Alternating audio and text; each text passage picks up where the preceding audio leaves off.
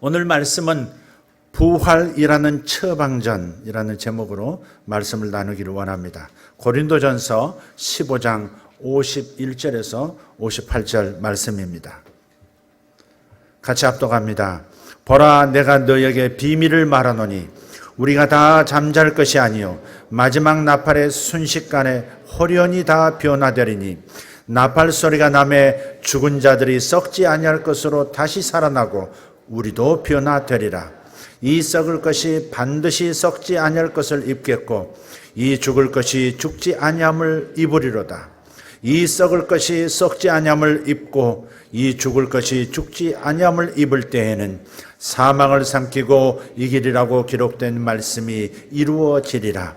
사망아, 너의 승리가 어디 있느냐? 사망아, 내가 쏘는 것이 어디 있느냐?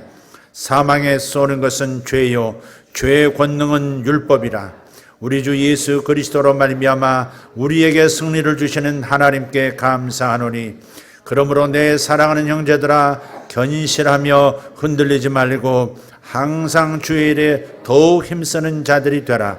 이는 너희 수고가 주 안에서 헛되지 않은 줄 알미라. 아멘. 며칠 전 저희 사촌 누님께서 매형 장례식 때 했던 설교문을 보내달라고 연락을 하셨어요. 녹음 안 해둔 것이 너무 아쉽다고, 설교문이라도 보관해 놓고 싶다는 겁니다. 아마 그 설교 속에서 기억에 남기고 싶은 무언가가 있으셨던 것 같습니다. 그런데 저는 장례를 집례하는 거 늘 준비하고 있어야 하는 목사이지만 경험이 쌓여 이제는 익숙해질 만도 한데 여전히 장례식은 어렵습니다.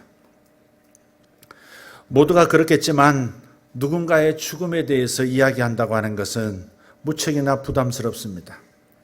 유가족들이 지금 슬퍼하고 아파하는 그 무게가 제가 전하는 위로의 메시지보다 훨씬 무겁게 느껴지는 겁니다.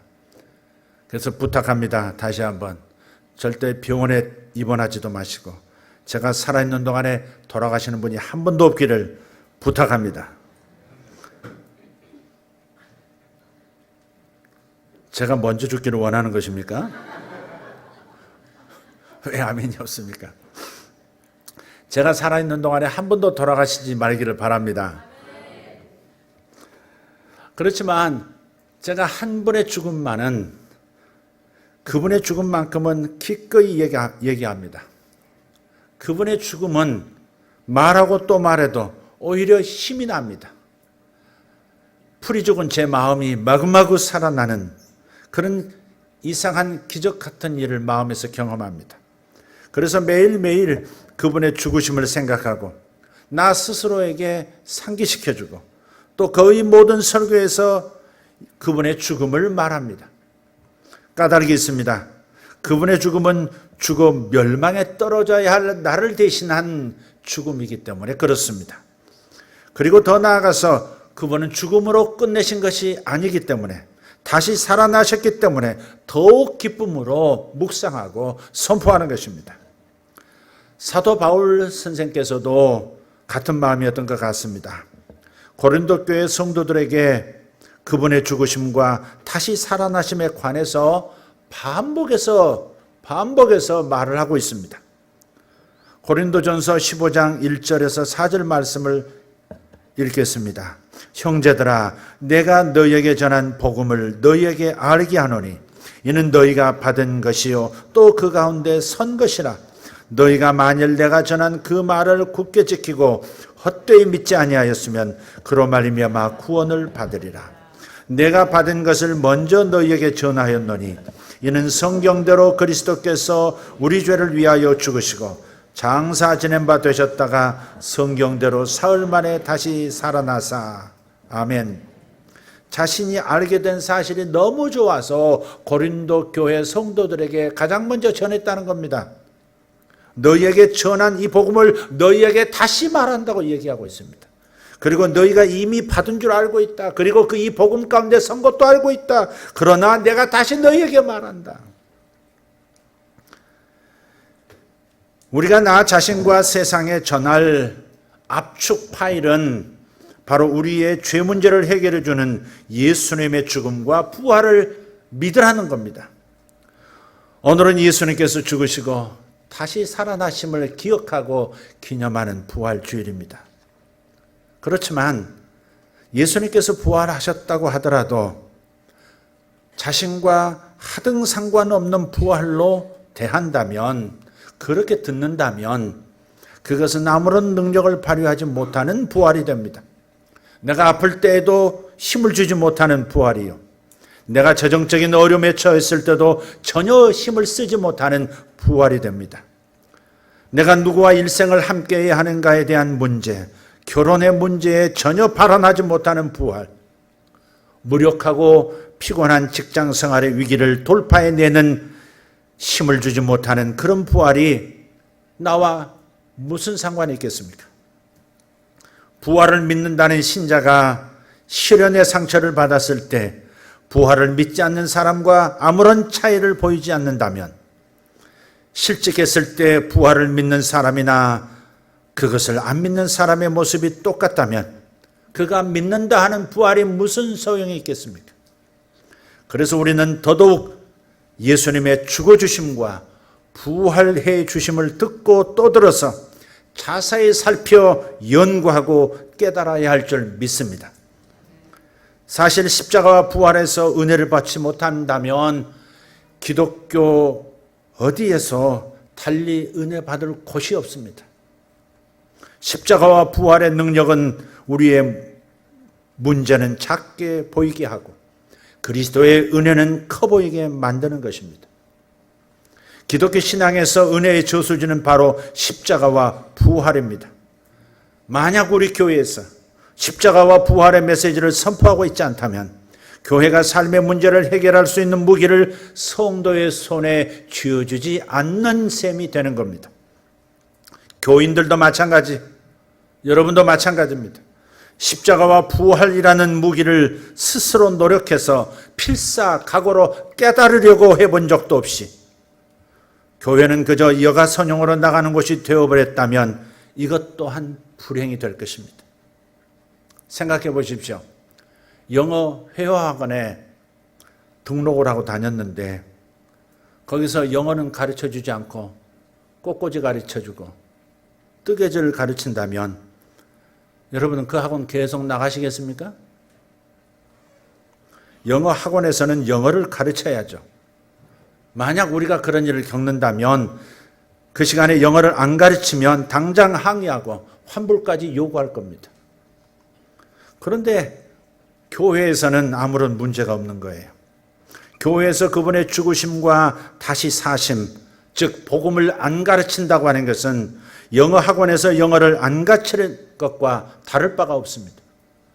그런데 많은 곳에서 이미 매주 교회에서 자기 개발이나 성공하게 돼 듣는데 익숙해졌습니다. 어떻게 하면 알콩달콩 재미있게 살까? 그것을 교회에서 부지런히 듣고 배웁니다. 또 그런 것을 기대합니다. 교회에서는 십자가와 부활에 대해서 들어야 할 줄 믿습니다. 예수님의 죽어주심이 우리에게 어떤 결과를 가져다 주는지를 제대로 듣고 깨달으면 어떤 일이 벌어집니까? 예수님의 부활하심이 어떤 결과를 우리에게 선사하는지를 제대로 듣고 깨닫는다면 내게 어떤 현상이 생길까요? 사도 바울은 예수님의 부활이 지금 우리의 현실에서 어떤 능력을 공급해 주는지에 대해서 알려주려고 하는 겁니다. 오늘 본문이죠. 15장 51절 52절을 보십시다. 보라, 내가 너희에게 비밀을 말하노니 우리가 다 잠잘 것이 아니요 마지막 나팔의 순식간에 호련히 다 변화되리니 나팔 소리가 나매 죽은 자들이 썩지 아니할 것으로 다시 살아나고 우리도 변화되리라. 이 썩을 것이 반드시 썩지 아니할 것을 입겠고 이 죽을 것이 죽지 아니함을 입으리로다. 예수님의 재림 때에 먼저 죽어 땅에 묻힌 성도들을 그 영혼을 주님께서 저 하늘에서 데려오실 때 그의 몸이 무덤을 밀치고 일어나 온전히 다시 부활의 영생을 얻게 되는 것이고 살아서 예수의 재림을 눈으로 보는 사람은 그 자리에서 변화가 되어 영원히 죽지 않는 불사의 몸을 입고 주님과 함께 영원히 보이지 않는 세계, 보이는 세계 전체를 통치하며 살아가는 축복을 얻게 된다는 말씀입니다. 그런데 이것이 지금의 부활을 말하는 것입니까? 아니면 장래의 부활을 말하는 것입니까? 이것은 장차 예수님께서 이 땅에 재림하실 때 무덤을 밀어내고 살아날 장래의 부활이 분명합니다. 장차 일어날 일입니다. 다시 살아나고 또 내가 변화하리라, 미래의 시제입니다. 입겠고 입으리로다. 모든 동사가 다 미래형이에요. 그렇지만 바울의 논조는 장래의 부활에서 점차로 현재의 부활로 옮겨지고 있습니다. 역시 54절, 55절입니다. 같이 읽겠습니다. 이 썩을 것이 썩지 아니함을 입고 이 죽을 것이 죽지 아니함을 입을 때에는 사망을 삼키고 이기리라고 기록된 말씀이 이루어지리라. 사망아 너의 승리가 어디 있느냐? 사망아 내가 쏘는 것이 어디 있느냐? 죽음아 너의 승리가 어디 있느냐? 죽음아 네가 쏘는 것이 어디 있느냐? 사실 사망은 인류 모두에게 강적이었습니다. 사망은 모든 것을 다 삼키고 이겼습니다. 알렉산더도 이겼고 줄리어스 시저도 이겼고 진시황도 이겼고 메가더도 이겼고 다 이겼습니다. 세상의 모든 영웅 호글들과 세상의 절대 강자라 하는 모든 이들이 죽음 앞에 무릎을 꿇었고 그리고 예수님마저 그럴 줄 알았습니다. 그런데 우리 예수님께서는 그 최고 강자 사망을 이기셨습니다. 무덤 문이 그를 막을 수가 없었습니다. 밀치고 살아나셔버린 겁니다. 다시 살아나셨다는 것은 죽음을 죽음으로 보내버리셨다는 뜻입니다. 죽음을 죽음으로 내모신 그분. 그래서 이제는 사망이 힘을 더 이상 쓰지 못하게 되었습니다. 그래서 선포하는 겁니다. 사망아 내가 승리한 것이 어디 있느냐? 사망아 내가 쏘는 독이 어디 있느냐? 전갈이 꼬리에 침을 제거당하면 더 이상 독을 주입할 수 없게 됩니다. 누군가의 몸을 통해 왁진이 만들어지면 인류는 더 이상 전염병을 두려워할 이유가 없어지듯이 사망은 살아나신 예수님에게 그리고 우리에게 더 이상 쏘는 것이 없게 된 것입니다. 아멘. 56절 57절 다시 선포합니다. 사망이 쏘는 것은 죄요 죄의 권능은 율법이라. 우리 주 예수 그리스도로 말미암아 우리에게 승리를 주시는 하나님께 감사하노니. 아멘.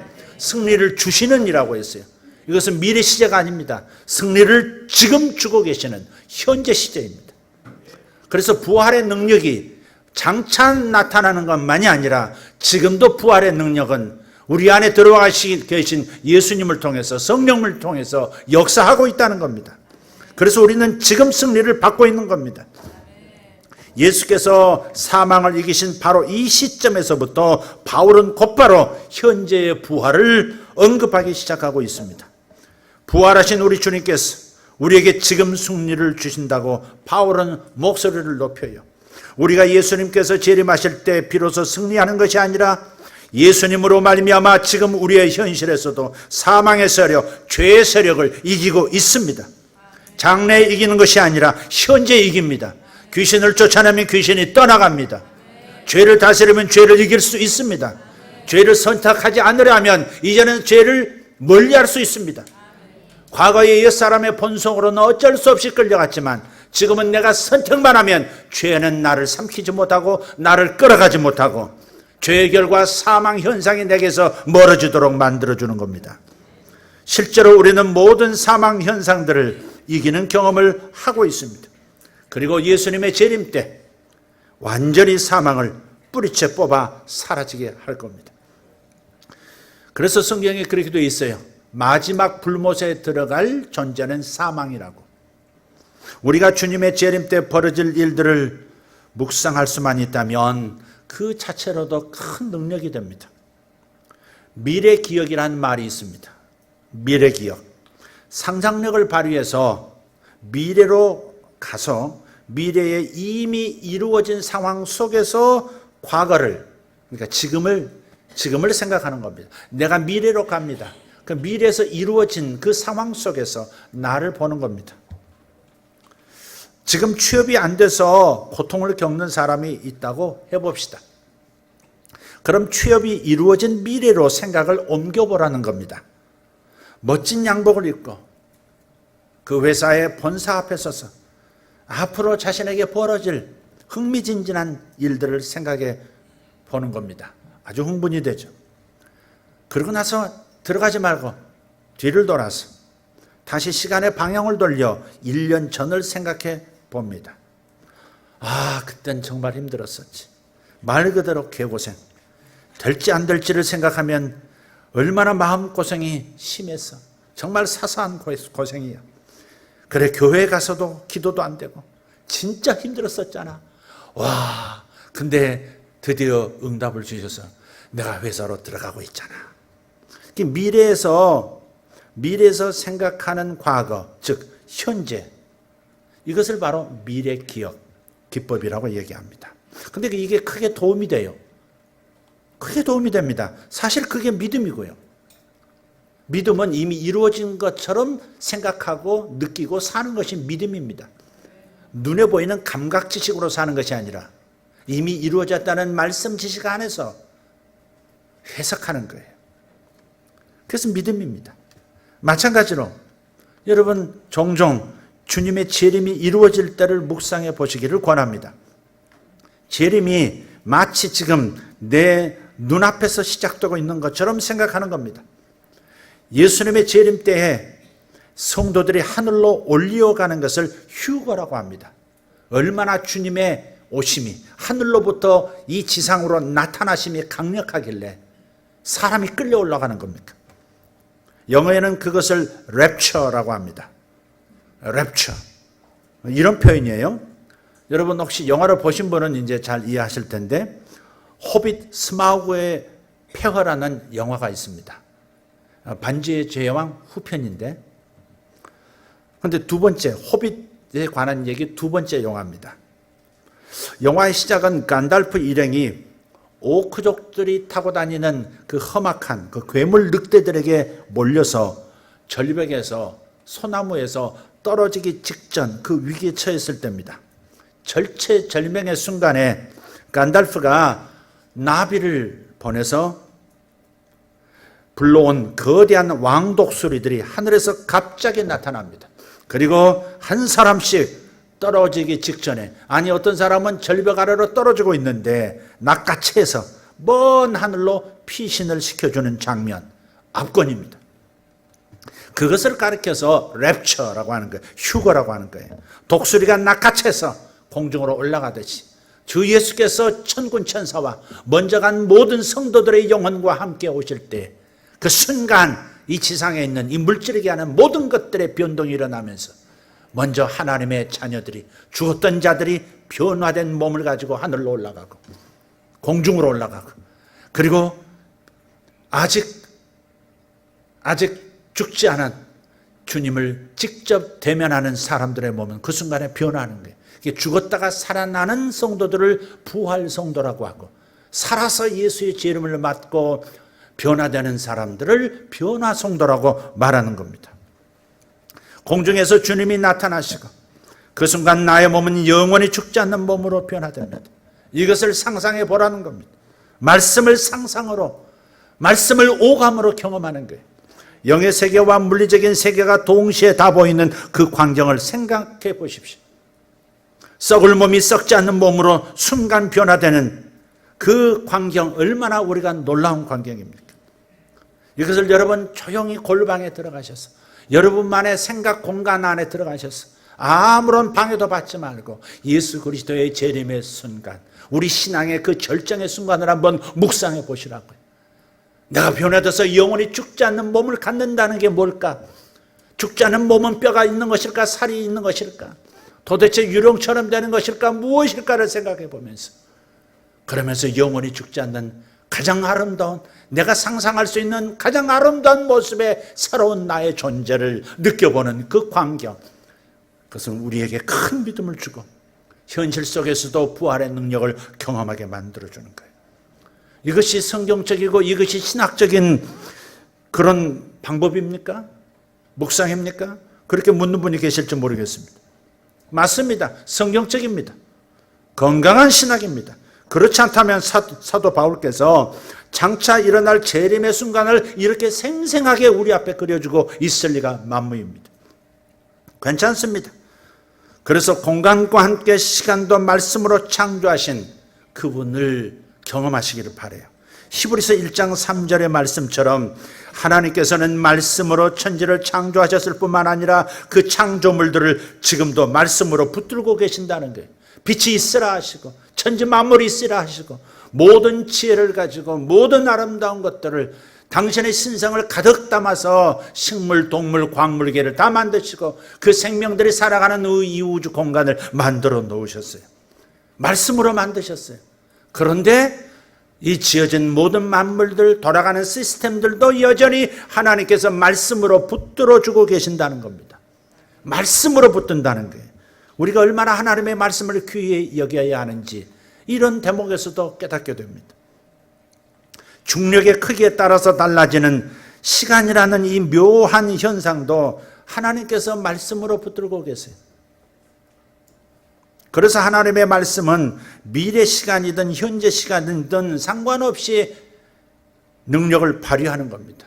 시간을 만드셨어요. 시간은 중력에 따라서 중력이 강한 곳에는 시간이 빨리 흐르고 중력이 약한 곳에는 시간이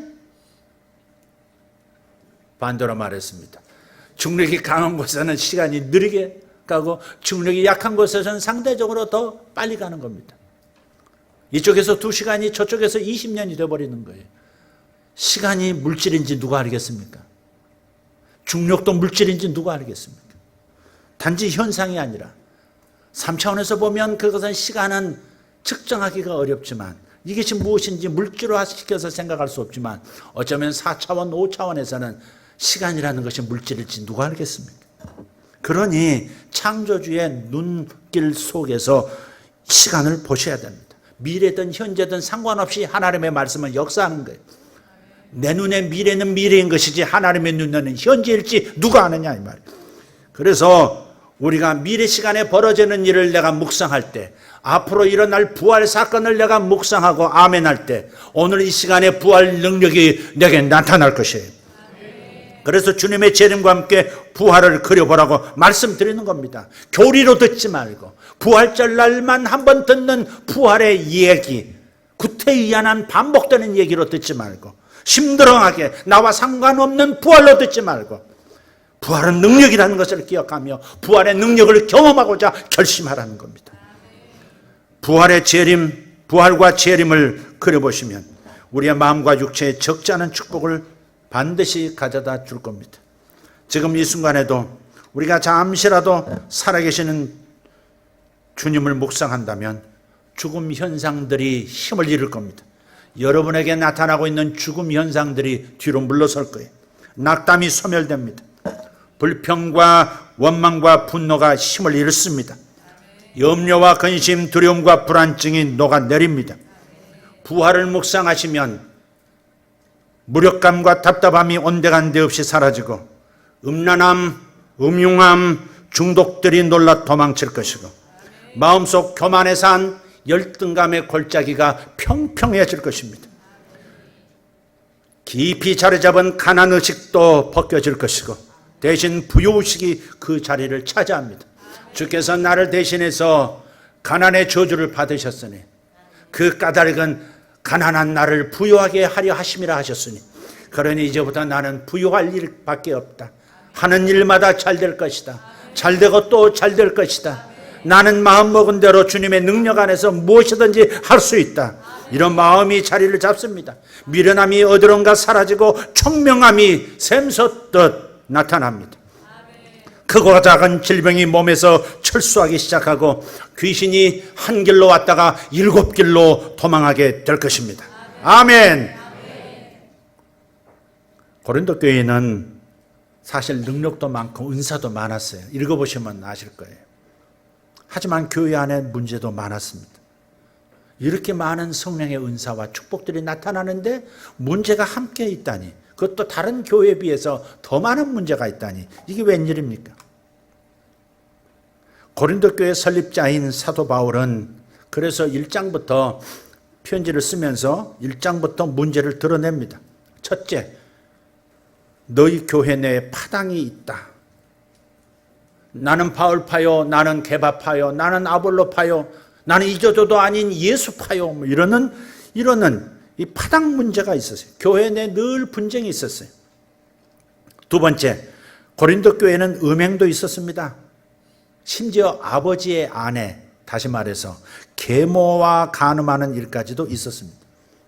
세상 사람들 가운데서도 보기 어려운 음행이 고린도 교회에 버젓이 있었다는 거예요. 세 번째, 성도 간의 송사입니다. 고린도 교회에서는 성도들 간에 민사상의 문제가 발생했을 때 그것을 성도들끼리 좋게 해결하지 않고 세상 법정으로 가지고 가는 일이 있었습니다. 물론 요즘은 예사로 있는 일이 되었지만 교인 간의 분쟁을 불신 법정에 가서 판단을 받으려고 했다는 것이 사도 바울은 가슴이 아팠어요. 네 번째, 고린도 교회에서는 바울의 사도권에 대한 도전이 있었습니다. 교회의 개척자요 담임 목사인 그를 비판하고 심지어 몰아내려는 사람들도 있었습니다. 오늘날도 자기들의 목사를 쫓아내는 교회도 있듯이 고린도 교회도 그런 일이 있었습니다. 다섯 번째, 은사 대결 양상이 벌어졌습니다. 방언하는 사람을 우습게 본다든지 예언하는 사람을 우습게 보거나 방언만 하고 예언을 못하는 사람을 격이 낮다고 생각하고 우습게 보는 일, 내가 더 신령하다느니 네가 더 신령하다느니, 혼란이 크게 일어났습니다. 고린도 교회는 이렇게 문제가 많았어요. 그런데 이때 사도 바울이 내린 처방이 무엇입니까? 편지가 거의 끝나는 고린도전서 15장은 이름하여 부활장입니다. 고린도 교회의 여러 문제에 대해서 바울은 마치 동문서답하듯이 예수님의 부활을 여러 문제의 처방으로 내놓습니다. 이 교회의 여러 문제에 대한 해결책이 예수님의 부활이라는 겁니다. 너희들이 부활을 기억할 수만 있다면 그러면 이 모든 문제는 사라진다고 사도 바울은 권하는 거예요. 그래서 고린도전서 15장 42절 43절의 말씀을 보면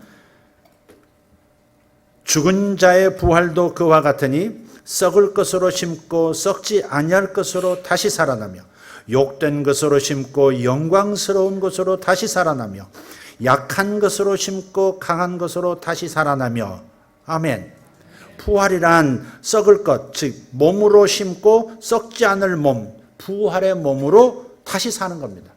이 썩을 몸을 가지고, 죽어가는 몸을 가지고 주님을 위해서 열심히 심어서 부활의 몸으로, 영광스러운 부활의 몸으로, 별빛 수준이 아니라 달빛 수준이 아니라 태양빛과 같은 광명한 부활의 몸으로 그렇게 다시 산다 하는 겁니다. 그래서 몸으로 어떻게 행했느냐에 따라서 이 썩을 몸으로 얼마나 많이 심었느냐, 얼마나 진실되게 심었느냐, 믿음으로 심었느냐에 따라서 각각 부활은 하되 별빛처럼 부활하는 사람이 있을 것이고 달빛 수준의 영광스러움으로 부활하기도 하고 태양빛처럼 밝은 눈부심으로 부활하는 그러한 사람도 있다는 것입니다. 고린도 교회의 여러 문제가 이 썩음, 사망 현상에 속한 것인지 썩지 않음, 생명, 영생에 속한 것인지를 생각해 보라고 지금 바울은 반문하고 책망하고 있는 겁니다. 고린도전서 15장 48절도 보십시다. 흙에 속한 자들은 저 흙에 속한 자와 같고 무릇 하늘에 속한 자들은 더 하늘에 속한 이와 같으니. 아멘. 부활은 하늘에 속한 질서에 참여하는 겁니다. 망하는 질서가 있고 흥하는 질서가 있습니다. 사망의 질서가 있고 생명의 질서가 있어요. 근데 이 부활은 하늘에 속한 질서에 참여하는 것인데 고린도 교회가 지금 여러 문제에 빠져서 부활의 질서 가운데 서지 못했다는 준엄한 책망입니다.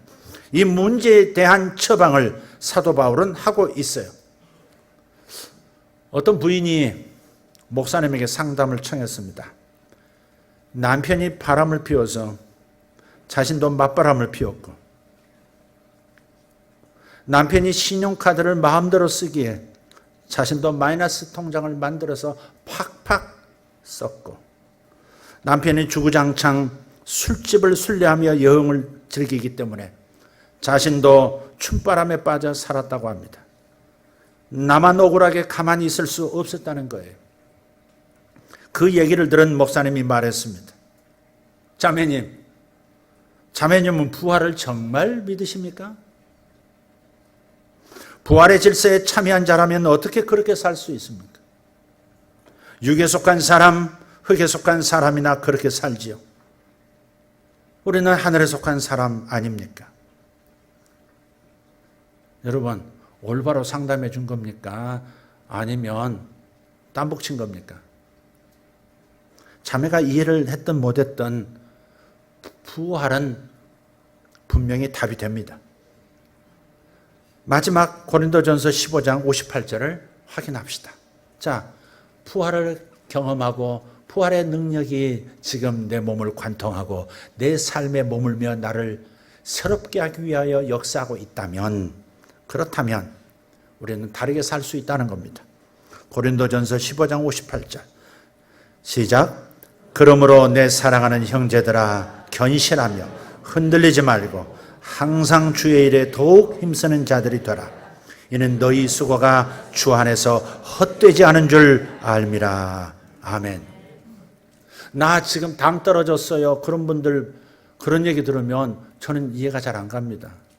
당 떨어졌다는 말이 뭔 말일까? 당이 떨어졌다고? 지금 당 떨어졌는 몸 안에서 당 떨어진 걸 안다는 거야? 제가 궁금해요, 사실. 근데 당이 떨어지는 분들은 실제로 당이 떨어지는 어떤 현상을 경험하는가 봐요. 힘이 빠지고 손이 덜덜 떨린다든지 안색이 창백해진다든지 시력이 급격히 안 좋아진다든지 등등.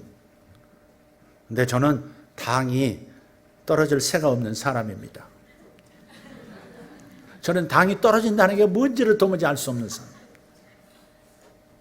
주야로 묵상만 하지 않습니다. 미래만이 아니라 현재 승리하는 사람, 부활을 믿는 사람에게도 어떤 증상이 있습니다. 당이 떨어지는 증상이 있듯이 부활을 믿고 있는 사람에게, 부활이 지금 작동하고 있다는 사실을 믿는 사람에게는 어떤 증상이 있어요. 그게 뭔지 아세요? 오늘 58절 말씀을 조금 각색해서 표현한다면 간이 배 밖으로 나오는 증상입니다. 간이 배 밖으로 나와요. 문제 앞에서도 견고하고 절대 흔들리지 않습니다. 그런 증상이에요. 왜냐하면 우리의 시력이 달라져서 문제는 작아 보이고 이까이까 하나님은 크게 보이는 겁니다. 다윗이 그랬습니다. 골리앗이라고 하는 적은 작아 보이고 하나님은 한없이 커 보였습니다. 부활 신앙이 없는 사람은 그 반대예요. 하나님은 작게 보이고 하나님은 그 문제 앞에서 힘쓰지 못하는 분이고 골리앗은 커 보이는 겁니다. 그러므로 내 사랑하는 형제들아, 견실하며 흔들리지 말고. 그러므로가 뭐예요? 이 부활의 능력을 기대하고 묵상하고 경험하는 너희들아, 내 사랑하는 고린도 형제들아, 견실하고 흔들리지 말고, 그러니 항상 주의 일에 더욱 힘쓰는 자들이 되라. 너희들이 다 부활할 텐데 별빛으로 부활하겠느냐? 달빛으로 부활하겠느냐? 아니면 태양빛 같은, 아니 그보다 태양빛이 무색할 만큼의 영광의 부활체로 부활할 것이냐? 이것을 너희가 안다면 항상 주의 일에 더욱 힘쓰는 자들이 되라.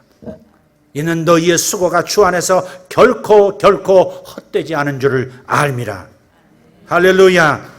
이처럼 현재 부활의 능력에 사로잡혀 현재의 승리를 맛보는 사람들은 문제 앞에서도 견고하고 흔들리지 않을 뿐만 아니라 주님의 일에 오히려 더욱 힘쓰는 사람이 되는 줄 믿습니다. 여러분의 거듭난 영 안에 이미 부어진 부활의 능력으로 여러분 계속해서 공급받으며 사시기를 예수 이름으로 축원합니다. 축원합니다. 축원합니다. 기도하겠습니다. 하나님 감사합니다. 오늘 말씀이 저들에게 그대로 이루어지게 하시는 것을 믿습니다. 부활의 능력은 예수 이름으로 충만히 온 삶 구석구석에 나타나게 될지어다. 아멘. 예수님 이름으로 기도합니다. 아멘.